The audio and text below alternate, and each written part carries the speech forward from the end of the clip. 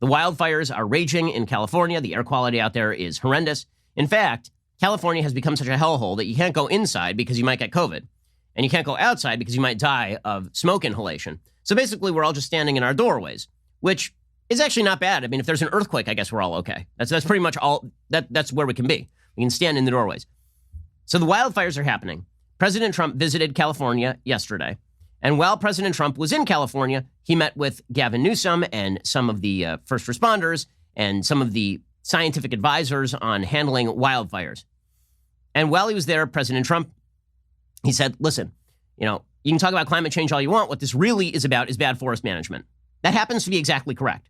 Okay, it happens to be that federal policy has prevented good forest management for a long time in federal territory, and state policy in California has prevented good policy when it comes to wildfires for literally decades. And we'll get to the details on that in just a second.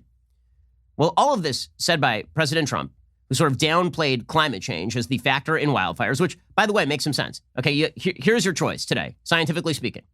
You can argue that the wildfire that is raging out of control in California and Oregon is due to climate change, or you can argue that it is due to bad forest management, or you can argue both.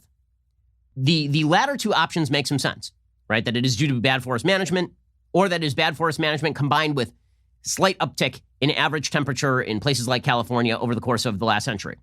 What you cannot argue with any straight face is that climate change is the actual reason for the wildfires or for the increase in the territorial spread of the wildfires. You cannot make that case. That case is absurd in the absence of mentioning any of the federal and state policy that has led to the exacerbation of the tinder that is available for these wildfires. It makes no sense at all. According to the Environmental Protection Agency, the average temperature in the state of California over the past century has risen 3 degrees Fahrenheit. Not 15, not 20, 3 degrees Fahrenheit. That makes for some drier brush. But do you think that the massive wildfires that we are seeing today is more a result of a 3-degree Fahrenheit increase over the course of 100 years? Or do you think maybe it has more to do with the fact that federal and state policy have prohibited any sort of controlled burning that would have prevented all of these tindered areas from basically becoming a giant explosive device? And which do you think it is? Well, the Democrats have made their call. So Gavin Newsom meets with President Trump.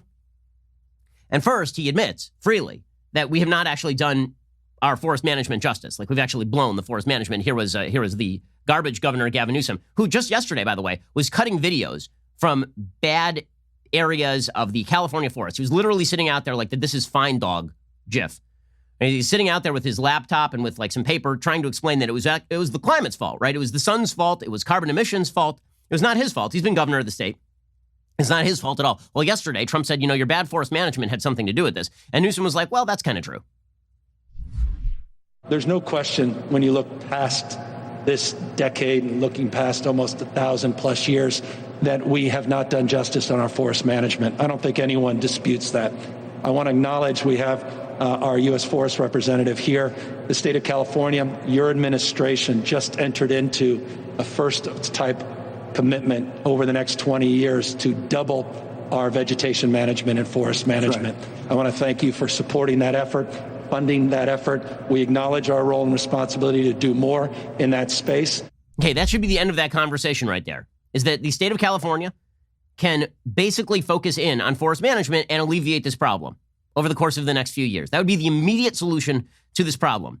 Instead, Gavin Newsom then turns and lectures Trump on climate change. And this is what the Democrats would like to talk about. They don't want to talk about the solutions that are at hand. They don't want to talk about the fact that if you shut down every industry in the United States today, all of them, if Trump had come in and bombed into submission every industry in the United States the day he entered office, you know what still would have happened this summer? A giant wildfire. Because guess what? That is not how climate change works. If you cut off all carbon emissions today, it would not have made one iota of difference in terms of the wildfire damage that has been done in California as of 2020. In fact, if we ceased all carbon emissions today, like all in the United States, all of them, we would reduce global warming over the course of the next 70 odd years. By 2100, by 2100, we would reduce all global warming across the world if all emissions went to zero today, which is not a thing that's happening. Okay, if that were to happen, we would reduce global warming by, get this, 0.172 degrees Celsius. Not 1.72 degrees, not 17 degrees, 0.172 degrees Celsius by 2100 if we ceased all carbon activities today. Today. Okay, that's if we, which is not even on the table. If we abided by the quote-unquote Paris Agreement, which is Joe Biden's big plan, right, and Barack Obama's big plan, if we did all of that, the estimate is that if all nations did that, if China did it, if India did it, if France did it, if Germany, if all of them did it, abiding by the limits in the Paris Agreement would lower climate change by the end of the century by 0.17 degrees Celsius for all nations. For all nations. Because it turns out that the Paris Agreement gives you a little bit more time than like shut down all industry today. And still, you would end up with a 0.17 degrees Celsius reduction in the climate increase by 2100. So as we will see, the solutions that are being posited by the Democrats have nothing to do with the reality of the forest fires in California. If you actually want to solve the forest fires in California, you have to do what human beings have historically been extremely good at doing, adapting. You have to create new technologies. You have to take policies that make sense. When it comes to hurricanes, you have to build new seawalls. You have to stop building things directly in the path of hurricanes, right? There are things that we can do that mitigate damage in the immediate term. But Democrats don't want to talk about any of that. The media don't want to talk about any of that. Instead, they just want to say that Trump is a climate denier. Now, you may say to yourself, yes, but that doesn't change any of the policy. Even if Trump denies climate change, that doesn't change anything that's going on right now, right? But according to Democrats, in a paganistic fashion, if Trump were to mouth climate change is the most important thing that has ever happened, then the oceans would begin to slow. The rise of the oceans would begin to slow, like Barack Obama said in his Iowa victory speech back in 2008. If only we would accept that climate change is responsible for every ill, right? We don't have to pose a solution because there are no actual obvious solutions to what's happening right now, except for the ones that are on the ground. When it comes to climate change, there are no obvious and actual solutions that are available. But if you mouth the words, then presumably all of this will end. This is the pitch that Democrats are making. That is an anti-scientific pitch. That is a pagan, ridiculous, non-provable, non-verifiable, anti-evidentiary pitch. Okay, so that is the direction in which Gavin Newsom was pushing. First, Gavin Newsom admits freely that they've completely botched their forest management, like completely botched it. Then, Gavin Newsom turns and lectures Trump on climate change. And this has become the theme of the day. Trump hates science. Trump hates... Now, do I think that Donald Trump knows the first thing about science? No. I see no evidence that Donald Trump sits around in his spare time reading pop science books. I don't think he subscribes to Scientific American. I don't think that's his thing. But let's say that Trump believed wholeheartedly in the realities and threats of climate change. Would that mean that the wildfires wouldn't have just occurred? No. We had wildfires all throughout the Obama administration.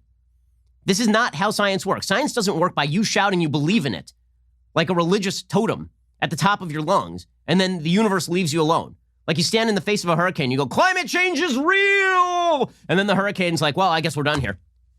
I guess I'm just gonna move right out to sea. You said climate change is real. I guess we're finished here.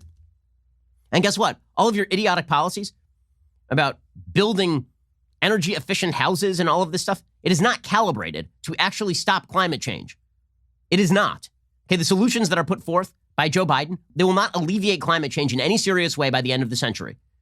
If we actually care about climate change, over time, what we are going to need to do is pour money into making more sources of energy efficiency, like new technologies. Human beings are very good at technology. There are two things, basically, that human beings can do about climate change. One is we can pour money into R&D such that we can create more efficient sources of energy. Okay, not the ones that we're currently talking about, not stupid windmills. If your solution to climate change right now, like the forest is burning, build a windmill, Bob. That's not a solution. That's not even close to a solution.